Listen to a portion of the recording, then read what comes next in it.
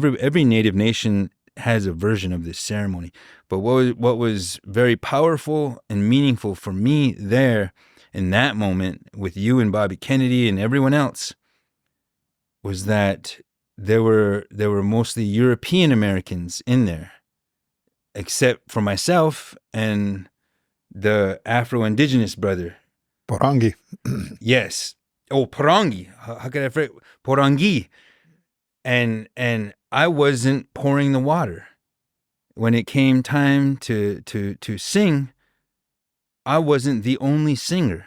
Mm. There's 5, 6 other brothers in there who had sundanced under Chief Leonard Crowdog, who is an absolute legend, who was one of my mentors, one of my teachers. You know, I wasn't a contemporary of his because he walked on.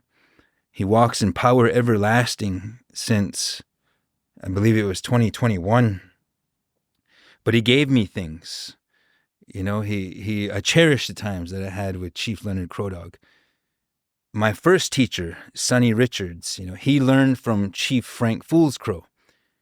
And these people, I mean, all the way back to Black Elk, they have a very resmopolitan, very cosmopolitan, very worldly view about our knowledge systems, our ceremonies.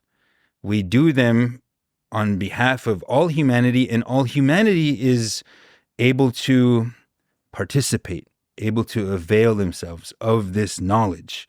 That is the school of thought that I come from. Not all Lakota people feel that same way. Some are very guarded, understandably, completely understandably. But the teachers that I had and have right now, including Chief Bear Cross, and one of my other teachers passed on, Marvin Helper and Everett Porthunder. These are guys that took me under their wing and just allowed me, this English speaking, you know, lawyer that came from the res, to allowed me the space to be who I am with them, you know, while they're teaching me. So that ceremony that we conducted there and that we offered ourselves to, it's not easy. It was not easy for me. It's not, all of it. Our ceremony is like the hardest ceremonies ever. No food or water for 4 days. You know, like I spent a lot of my young life running from these ceremonies. You know what I'm saying? Of course. And I had to just be brought back into it. So Bobby Kennedy, that probably wasn't his first lodge. I don't know. It wasn't, yeah. And for some people, it was their first lodge. So Bobby has been fighting for indigenous nations ever since, probably even before Quebec and the Whale River. That's how my uncle met Bobby Kennedy. Because my uncle was, you know, he was part of the beginning of this tribal water rights organization.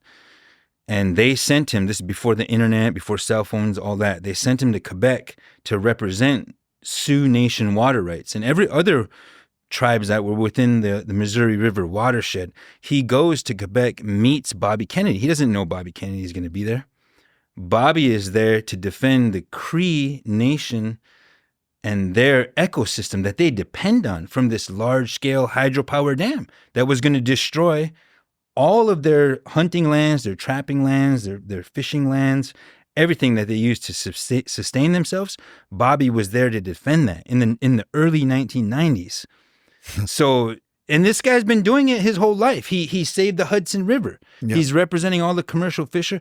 He's the only guy that talks about, when he speaks, I don't have to be sold on anything. You know what I'm saying? I feel like this is the guy. Yeah. This is the guy I want to support. This is the guy I'm down with. And yeah, he's not perfect, but who is? You know what I mean? Like there's more than enough that I just feel empowered. Yeah. And to be there, that was something special. Yeah. Yeah. I mean, I can feel the emotions rising in me as well, because I feel the same thing. You know, I mean, this is a time where we need a chief of chiefs, you know, a king of kings, you know, to help lead us And the way that a king really leads, it's the one who serves the most. Mm. And I watched Bobby in that lodge, and I watched when there was the blessing of the ladle of water that was passed, because as he said, it was a hot lodge.